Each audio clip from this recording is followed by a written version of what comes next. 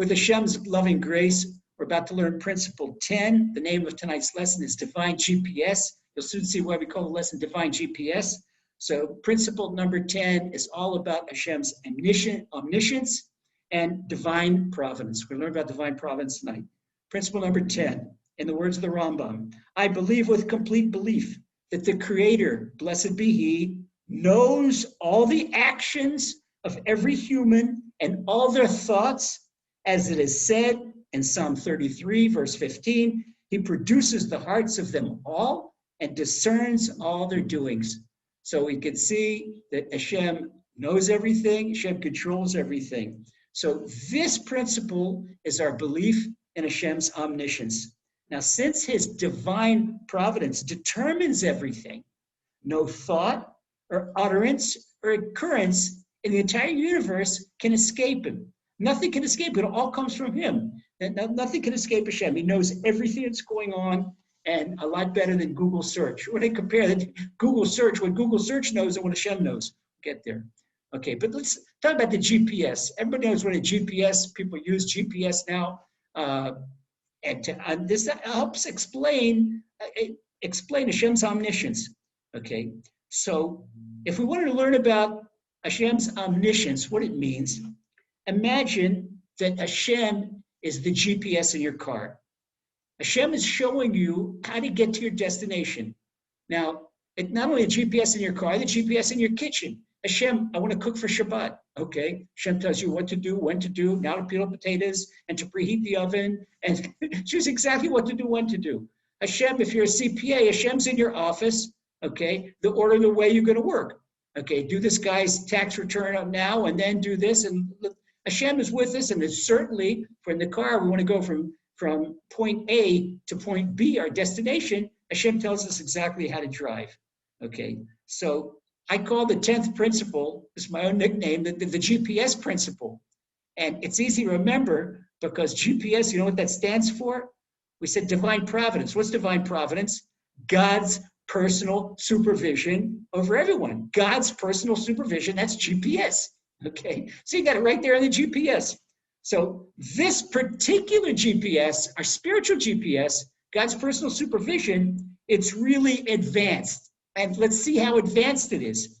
Okay, it knows everything that is occurring on the road. Let's suppose you're going from your home to your work. You're driving the car, you're going from home to work.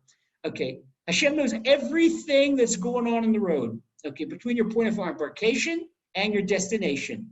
So when you calculate your route, your spiritual GPS, Hashem's divine providence, it takes everything into consideration and takes every factor that might affect your trip in any way in order to do Hashem's will. So the GPS knows where the weight radar traps are. If you don't deserve a ticket, suppose you gave more than you could afford, you gave to tzedakah, Hashem's not going to let you lose money. And you do honest business, Hashem's not going to let you lose money. So there's a radar trap.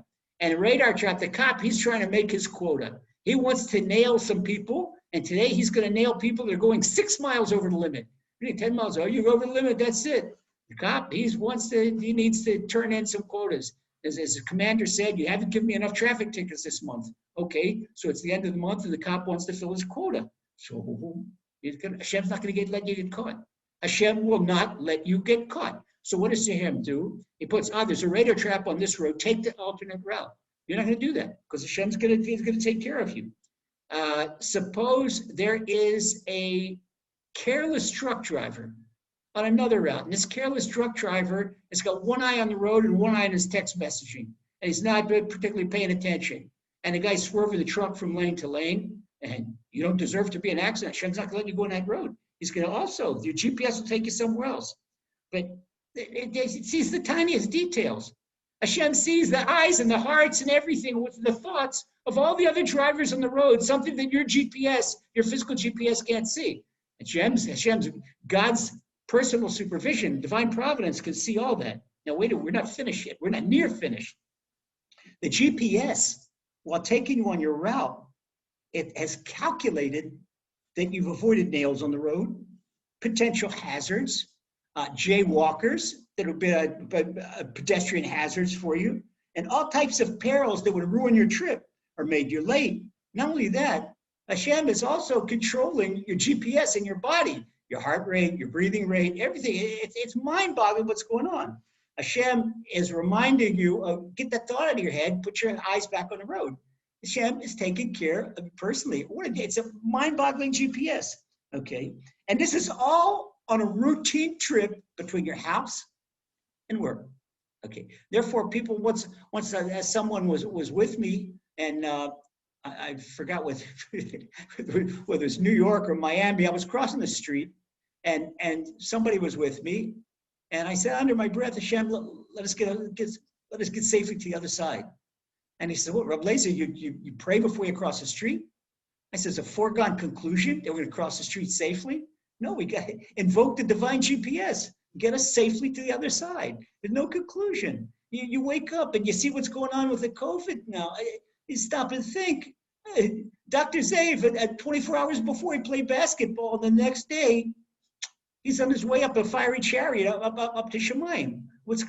This is crazy. It's crazy. We don't know what's going on one day to the next, 1 hour to the next, 1 minute to the next. So we depend on this divine GPS, Hashem's Hashgacha Pratis, Hashem's divine providence, every single moment of the day. Now, wait a second. Sometimes people get angry at their GPS. You know, they yell at their GPS. So why'd you make me go on Route 495 instead of my usual route on 295? Because they were supposed to usually go home on 295. The GPS said go on 495. They're on 495. Now in a big traffic jam. So they yell at the GPS. So what is this? I'm going to trade you for waves or for something else. Hold it. If you're lucky enough, you hear on the news that on 295, there was a 5-car collision. And so Hashem preferred that you go on 495 and take a half hour longer to get home, and you sit in your car. This is why it's good to know for Tehillim by heart or Mishnayos by heart. Because what do you do in a traffic jam? You can't move. You right away start saying Tehillim by heart or Mishnayos by heart. And if you're listening to a Torah, that's all fine. Or I don't recommend that people do personal prayer when they're on the road, because they need to keep their eyes and their mind on the road. But if you're in a traffic jam, start talking to Hashem. Hash your day with Hashem. It's right away. There's so many things to do. And so instead of getting upset in traffic jam, you can't, so nothing to do about it. We can see when there's nothing we can do about it, that's from Hashem. That's divine GPS. And as soon as we remember the divine GPS, puts a smile on our face. We're not upset at the traffic jam. You see these irate drivers. Oh, yeah, right. It's irate because of lack of Emuna. Anger is a lack of Emuna. Emuna keeps a smile on our face no matter what is going, no matter what. It puts in a happy mood no matter what. Today on Emuna Beams, we had a podcast. You can go in and see on emunabeams.com. Happy no matter what. How can a person be happy no matter what? The Torah says to be happy. Torah commands to be happy. King David in Psalm 100 says, you do it to Shem Simcha. Serve Hashem happiness. So what happens? I don't feel happy. So a person don't feel happy. And there are plenty of reasons not to be happy. Many reasons not to be happy where people, Dr. Zav, the next day, yesterday morning, my Chavrusa's father-in-law, boom, finished. Young guy, 73 years old. He was also very healthy, and all of a sudden, and he finished. He died with talis and tefillin on. He died. It was a Corona minyan in Bnei Brak. He was on his balcony, and when the minyan was over, his wife called him in for breakfast, and he's not answering. So maybe he went downstairs, something. He goes in the balcony, and her husband's lying on the floor with talis and tefillin. She also went out like a chariot. My Chavrusa's father-in-law. It's crazy. You see these things. You see people that you love, people close to you. What's more painful? You have a sick family member. Painful things. So how do you keep a smile on your face? Command serve Hashem. But how do we do it? Duki Hashem Elokim. King David gives his own answer. And King David, he talks about his tribulations. He says, my heart is withered. My bones are dried up like ash. And the same King David turns around and says, okay, serve Hashem with King David could say, serve Hashem with joy, that we all serve Hashem with joy. We serve Hashem with joy when we remember that we have a Father in heaven who's our divine GPS. Okay, so does it pay to, after we find out about that accident on 295, when we're angry at the GPS for taking us to 495, oh, we're so embarrassed. You can, but instead of, want to apologize to the GPS on the dashboard of your car, But a divine GPS, Hashem, chas v'shalom, I'm so sorry I had lack of emuna. I doubted you. We have to make tshuva for this, for doubting Hashem. Heaven forbid. But our divine GPS, it's a magnificent model. So if your body, look what it does. Well, I said, well, while you're driving, it controls your body. Okay, you've got this bottle of water beside you in the car. If your body lacks fluid, what does your divine GPS do? Puts a little thirst in your throat. Or maybe the fight. Okay. My beloved son David, my beloved daughter Yudi, Peggy, David, pick up the bottle of water, have a swig of water, drink a water, shakol, and drink some water. Okay. So this is GPS. And what happens is the body feels a little bit coldish. All of a sudden you go in the supermarket and you see these gorgeous orange tangerines and your mouth starts watering. What's that? The divine GPS. Hashem wants you to have some natural vitamin C. So Hashem is going to make sure that you pick up those tangerines and you're going to go home and eat them or get some oranges and squeeze some fresh squeezed oranges. So that the list of Hashem's personal supervision, GPS, godly personal supervision in our lives, it's endless. Have to give it, the functions are a myriad, millions. It can't even begin to describe. One thing I recommend, the guys that learn Torah, sometimes they ask me, they say, we're not allowed to learn Torah in the bathroom. They say, Rav, what can I learn in the bathroom? I say, I suggest that you get a book of anatomy, physiology, and learn about the human body. Because you learn about the human body, a person that doesn't know about the function of the human body doesn't know how profusely he or she has to thank Hashem. So we learn about the human body. Wow, this is really something. Just the digestive system, it's amazing. It's amazing. Look what the liver and the pancreas, what they do with a molecule of fat, how they play back and forth, and the way the body works together. And it's amazing. It's amazing. So our 10th principle that we're learning tonight, it teaches us that Hashem is much more than the GPS in our life. He's also our manufacturer. He made each one of us inside and out. He made the body and he made the soul. For that reason, when the Rambam states the 10th principle, the Rambam does something that he doesn't do in any of the other 13 principles. The Rambam, when he states his 10th principle, he gives a pasuk, he gives a passage from Tehillim. Okay, and none of the other principles bring a passage. So the Rambam supports his tenet that Hashem knows everything, Hashem is omniscient, and Hashem controls everything, with a passage from Psalm 33 that says he produces the hearts of them all, those are all of us, and discerns all their doings. So Hashem produces both dimensions of creation, the manifest physical side, known as the body, or in the other orders of creation, it could be the mineral or the plant or the animal, okay? And all of them, including us, we have a spiritual side, which is the soul. Hashem created both. Even a rock has a soul. A rock has a basic mineral soul, nefesh. All creations have nefesh. And B'ezrat Hashem, if you go back to our second introductory lesson, we talk about this. All of animals, they have a basic animal soul, nefesh. It's higher. The plants have a plant soul. The animals have an animal soul. Humans have ruach. They're the only ones that have ruach. Okay, that is the soul of speech. And then when a person learns Emuna, he gets neshama. He gets close to Hashem, he gets neshama. Okay, he gets a divine neshama. You can learn all this in the first paragraph of, in the first chapter of Tanya. The Balatanya explains all this. Okay, but I'm going to talk about technology, and this really helps us understand. People all the time, I think in every lesson, we've mentioned about the relevance of Torah, that they're totally relevant to the generation. People say, Torah is still relevant to this generation. It certainly is. Now, the Chafetz Chaim was born in 1838, and the Chafetz Chaim lived to the age of 95. The Chafetz Chaim died in 1933, right before the Nazis came to power. Chafetz Chaim died in Elul of that year, and right in Tishrei, right after, it was September. Chafetz Chaim died in late August or early September. Several weeks the Nazis, they came to power with the 1933 elections, and they began the rise to power. Hashem did not let the Chofetz Chaim see that. Okay, but the Chofetz Chaim wrote way back when, close to 100 years ago, that in his day, he's talking about his day, he's talking about the technological advances of his day. The Chofetz Chaim, if we open up his book, Shem Olam, Chofetz Chaim has one of his books called Shem Olam. At the end, he talks about the telescope. He says the telescope lets us see that there was a telescope in the Chofetz Chaim's time.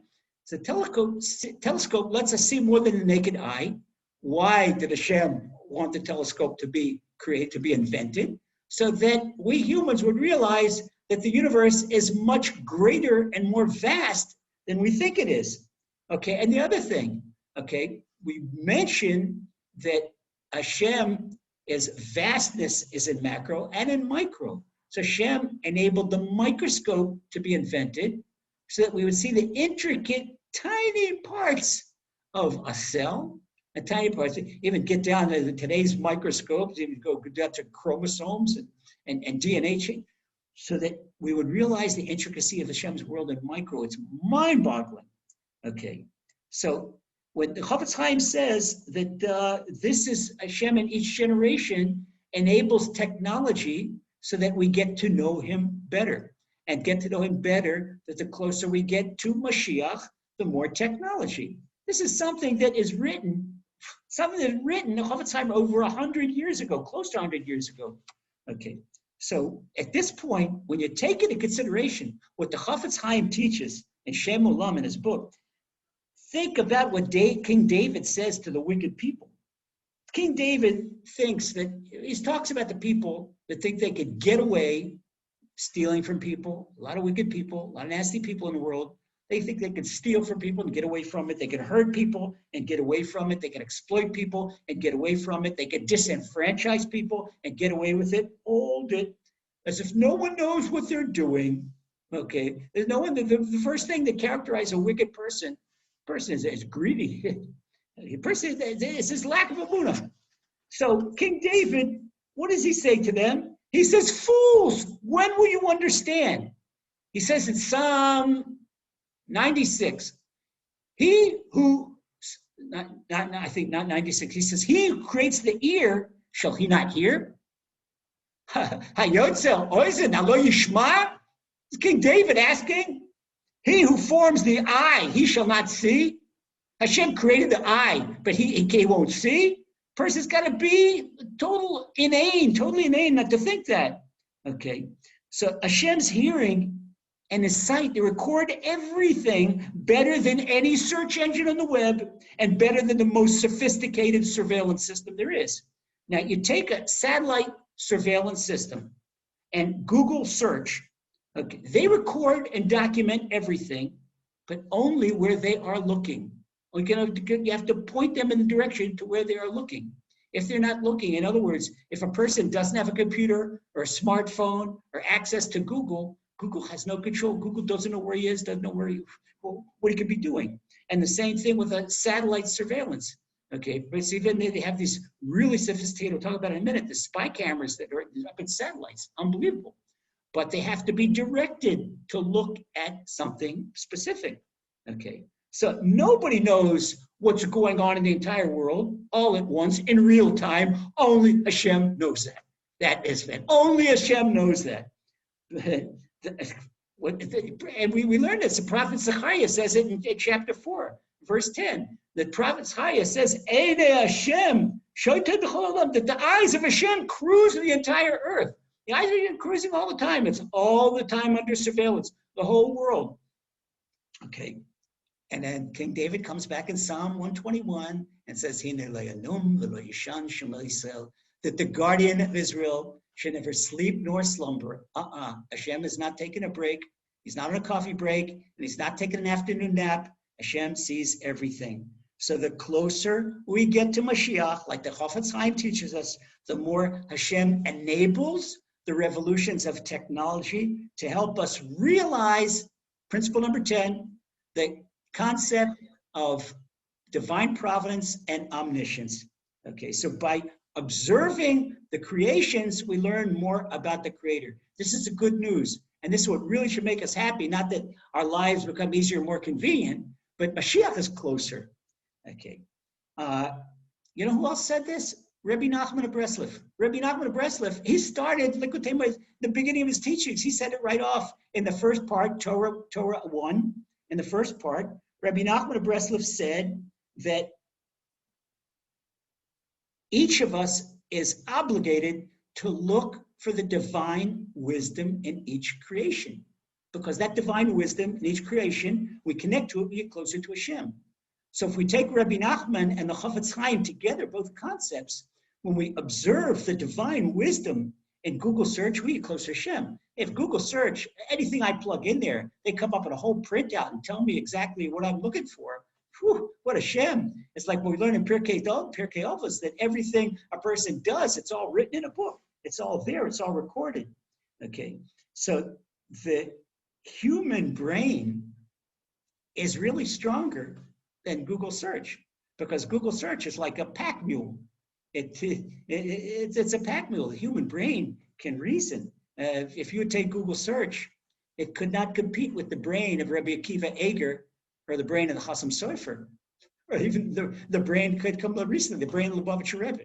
What the brain of the Lubavitcher Rebbe, mind-boggling what the brain of the Lubavitcher Rebbe handled. And what the brain, there was no knowledge in the world that he wasn't privy to. You read the writings of the Lubavitcher Rebbe, everything he talks about, whatever subject he's talking about, he sounds like the biggest expert. And people would come and ask him about anything in the world, and he's right there. So it looks like we have what's called an algorithm. An algorithm is an equation, and it's a piece of code, and it appears as if search engines and media forums know what we're thinking, because how do they do it? Wherever we've surfed, if we've looked, let's say we want to buy a new pair of shoes, and it's COVID, a lot of people, so stores are locked down, so they're placed to buy shoes online.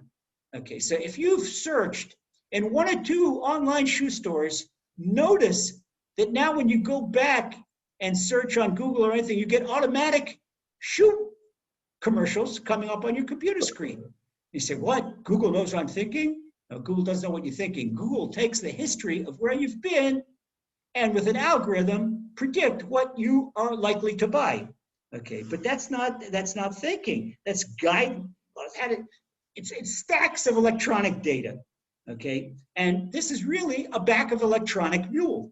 It doesn't compare with the Shem. Only humans can reason, and the power of the human reason comes from the soul, and the soul is a tiny microchip of the Almighty. Okay, Google search cannot learn Baba Metzia. A Google search cannot tell you why Abaya says what he says and why Rava says what he says. Google search cannot go to Gemara. It could tell you what's written on Gemara Ksuvas, page 75a, but cannot tell you why Abaya says that the students of Babylon are stronger than the students of Israel, and Rava says no way that the students of Israel are stronger than the students of Babylon. It doesn't know what the reasoning is. Okay, it could talk and tell you, quote it exactly, but why? What's the reason? Can't tell you why. Although the purpose of technology, as Chafetz Chaim teaches, is for us to realize how vast Hashem is and how magnificent Hashem's constant supervision, His constant divine providence is. Okay, Hosea the prophet reminds us an important rule. Don't forget this rule. Okay, Hosea the prophet says that the ways of Hashem are just, the righteous walk in them, but the transgressors stumble on them. In other words, the same exact road, a righteous man will walk, a righteous woman should walk down the road, fine, comfort. And the same, you take an evil person on that same road, will stumble right and left. Okay, so what are we talking about? And vis-a-vis technology, when a righteous person looks at technology, okay, he or she is awed and humbled. Wow, that's magnificent. And he says something like this, there's this new spy camera, probably the #1 spy camera in the world is the Capella 2, okay? And it works on an SAR system. SAR stands for synthetic aperture radar, What's synthetic aperture radar? What's aperture? Aperture is a camera, and radar is sound. This camera can go from thousands of kilometers up in the sky. I mean, crazy distance far away from Earth. It can go down to a village in Afghanistan where bin Laden is hiding. And if all the windows are closed and it's in a concrete building, it can see through concrete. How does it see through concrete? It goes and it hits the concrete window, and then the SAR starts radar mapping the images it feels. And then this comes up on a screen, see a picture. It's amazing technology. And it could take, from hundreds of miles up in space, it could take a picture of a teacup to see what is in David Dome's English tea, whether he's drinking it with chamomile or with Bulgarian tea. And he could look on the carton whether he's drinking regular milk or Chalav Yisrael milk. Okay, so if the silly satellite camera could do that, Hashem certainly can, because now we see what I just mentioned, that pasuk from the Mishnah from Pirkei Avot, and the very first pasuk, the very first passage in chapter 2 of Ethics of the Fathers, that says, "An eye sees, an ear hears, and all your deeds are recorded in a book." Now, what's the difference? Once again, it takes. Well, people say, "Well, my personal freedom are gone, or the government can spy on me with this Capella 2 camera." Don't worry about it, because to put the Capella 2 camera on a target costs the American government about $100,000 just to hone in on one target. Okay, so if you're not a bin Laden, or if you're not somebody big that they want to knock down, I don't want to go to any sides, heaven forbid. Okay, they are not going to mess with Ben Jacobs, and they're not going to mess with Rebbe Chaim Ovadia, and they're not going to mess with David Perlow, and they're not going to mess with Diane Cooperman, not going to mess with any of us. Okay, and they're looking for a bin Laden. They're looking for a criminal, because they can't see everything. By the time they get it and put it into this village, into this house, it goes in. You see it in Google Maps. When you go in Google Map and you see Google Map of the Earth, and you say, "Now I want to see the Edgware neighborhood in London." Okay, and take me. I plug in David Dome's address, put it in, and it goes to. We plug in the globe. We go into globe. We come into Europe. We come into the UK, and come into UK. They come into London. They come. See how it comes in. This is what it does. It does it very quickly, but it costs a lot of money to do that. Okay, this is this camera. So don't worry about your personal freedom. Hashem will protect your personal freedom. Okay, you get personal freedom. Person doesn't have personal freedom anyway if he doesn't have Emuna. If he doesn't have Emuna, he's slave to the Yetzer. So it doesn't matter if he's slave to the Yetzer, slave to the government. And this is also in Pirkei Avot that they tell us. When a person, the biggest freedom is that if a person enslaves himself to Hashem's will and to Torah, then he's free from governments. This is the words of Pirkei Avot, words of our sages. And if a person doesn't want the yoke of Torah, then he's going to have a yoke. He has to have a yoke of something. Then it's going to be something else. So don't worry. Anybody in this year doesn't have to worry about surveillance. Okay. So Hosea the prophet warned that the transgressors, they stumble on their own technological feats. Okay. Look how the inventors of big media and big tech, they think they're running the world now. They think they're on a high horse. Now they've got an excuse to shut people's mouths and they have to shoot it. Hold it. The game is not over. Just because a person got hit in the championship boxing match, that doesn't mean that it's over. It says who's standing on their feet at the end, okay, when it's all over, right? So the media, the big media and the big corporations, they're more powerful than governments. And you can see they're telling governments what to do, and they're telling what they can do, what they can't do. And you know what they do? They paint the Torah. Look what big media does. And I don't use it, but then just say your damn with the big media. Okay, see it. Use the G word in New York Times and CNN. Oh no, you can't use the G word. Oh, no, under no way. Okay.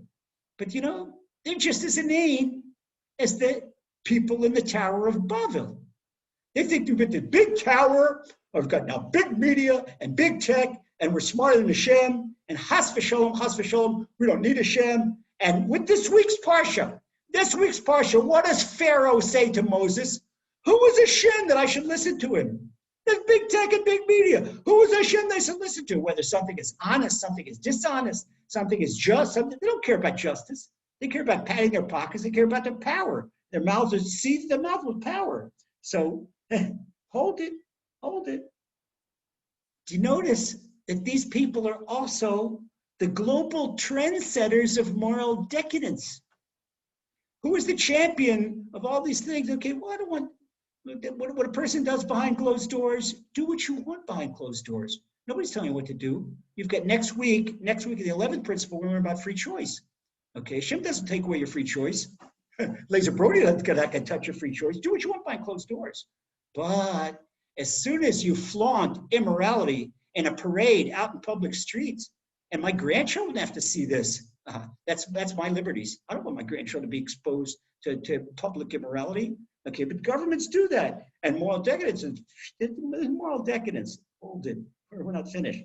Like everything else in creation, Hashem gives us technology, but it's our free choice to use it productively and responsibly. All right.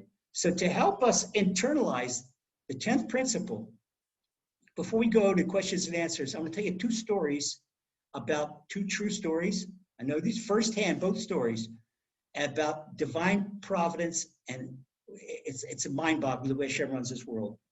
First, I'm going to tell you a story about the guy with the scar face. Once I think I did a podcast on this one. This comes right from Rabbi Chaim Kanievsky. There was a young man, he had a terribly scarred face. And he was a young man, a good boy, a yeshiva boy. This is 21, 22 years old. And he was in Shidduchim, his marriage, looking for a wife, looking for a marital prospect. And he was one of his best boys in yeshiva. The guy had a beautiful character, and he learned beautifully, and everybody liked him. But he couldn't get past the first date. Why could not get past the first date? Because any girl that looked at him, she was scared out of her wits. He had scars all over his face. So he went to the great of our generation, Rabbi Chaim Kanievsky. Hashem bless him and keep him till 160 years, or Mashiach, whichever comes last. Amen. And he cried to Rabbi Chaim. He said, Rabbi Chaim, any girl that looks at me, that's finished. I never get a second date. Okay. Rabbi Chaim looked at him and he smiled. Rabbi Chaim, he sees the Shabbos. He looked at him and he smiled. And he says, the next time you go out with a girl, before she even speaks, ask her, please, I want to explain to you how I got my scars.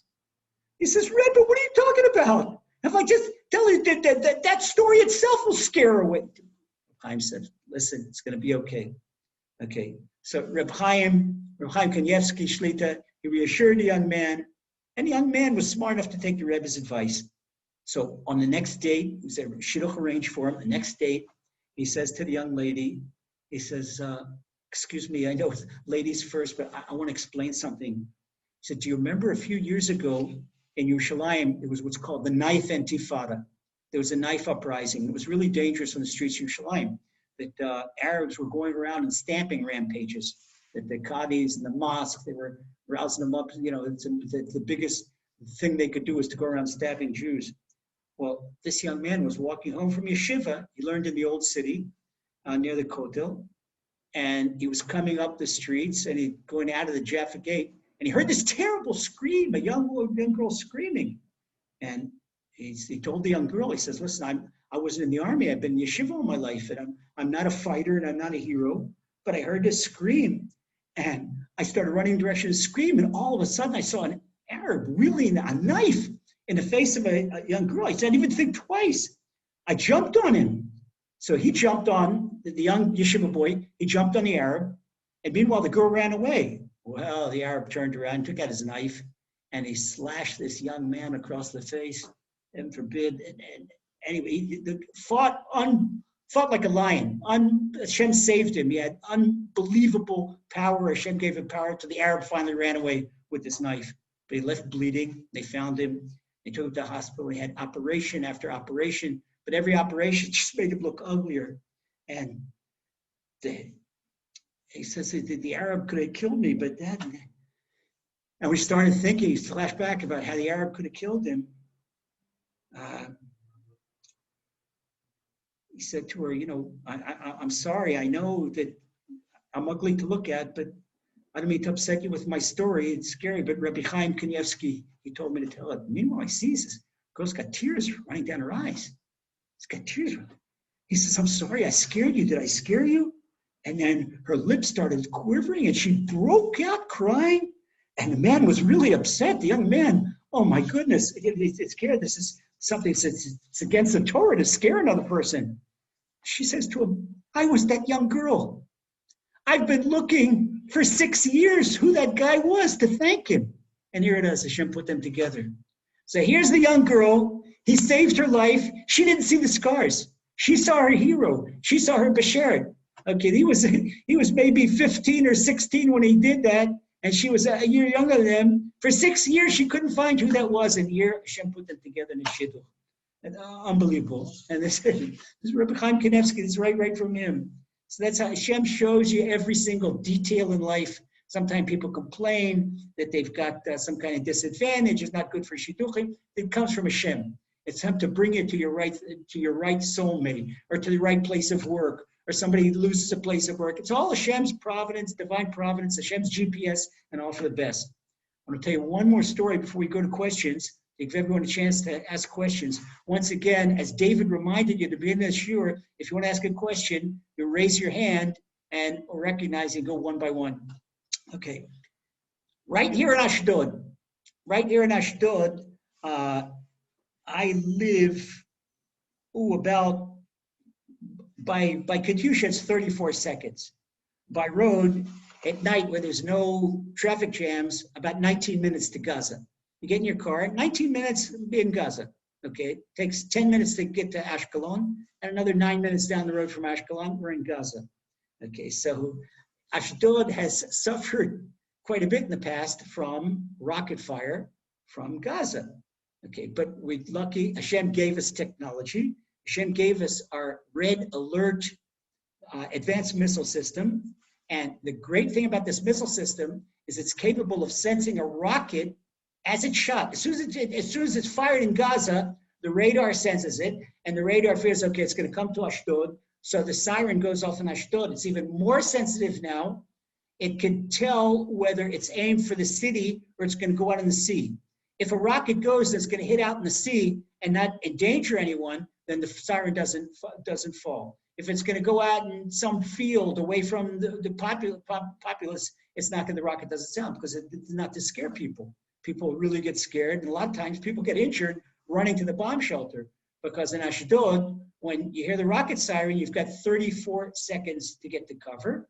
In Ashkelon, you have 20 seconds to get to cover, and Shderot only have 15 seconds from the time they hear the siren to the time they take cover. It's crazy. So people run over each other, people trip, but traditionally the alarm system, not the Iron Dome rocket interceptor. The Iron Dome rocket interceptor has been about 85% accurate, but the alarm system, the red alert alarm system, has been 99% accurate. Okay. Well, the Port Authority in Ashdod, they have the biggest port. The two big ports in Israel are Haifa and Ashdod. The Port Authority in Ashdod built what's called an igloo, where the longshoremen work on the pier. The warehouses are back off the pier, and there are bomb shelters in the warehouses, but it's too far to go. By the time they get off their crane or their front-end loader and run by, it's too far to go. So what the Port Authority did, they put these igloos, these concrete igloos, right on the pier, where if there's a siren goes off, then the longshoremen can get off their equipment and can run in to the igloo, and maybe it fits, it depends on the size of the igloo, 25 or 30 guys could fit in one of them. Okay. At any rate, from Gaza, they fired a barrage of rockets to Ashdod, and the siren did not go off. Okay, luckily they were trying to hit the port of Ashdod. 2 rockets missed and hit out in the sea. Okay, maybe the Iron Dome thought that all 3 were going to hit. 1 hit perfect direct strike in Ashdod port. Well, it was a new Iranian rocket with a enhanced warhead. It hit the roof of the igloo and exploded inside. It penetrated the concrete roof of the igloo, exploded inside. Okay, if the siren would have sounded, there would have been 25, 30 guys inside that igloo. The siren didn't sound. Everybody was on their crane or at work. Nobody was in the igloo.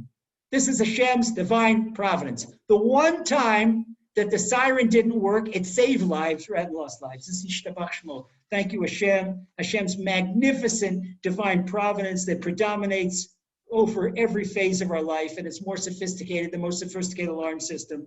And what we don't realize is that Hashem's alarm system is saving our life every single day. COVID-19, now COVID-21, it made the headlines. But if a person could see millions and millions of deadly bacteria and virus cells in the air going around, right in a person, right in his face, and Hashem is protecting. Unbelievable. Unbelievable. Anyway, when we realize that Hashem's magnificent divine providence is preserving our lives every moment of the day, it keeps a smile on our face, and may Hashem have a smile on your faces for your whole life, till 160, till Mashiach, and it's all your heart's wishes for the best, good health, good income, and nachas from the kids, those that need soulmates, you find your soulmates, and the children, you have wonderful children, those that need good parnas, Hashem, give you wonderful income, be healing, have healing, all your heart's wishes for the very best. Amen.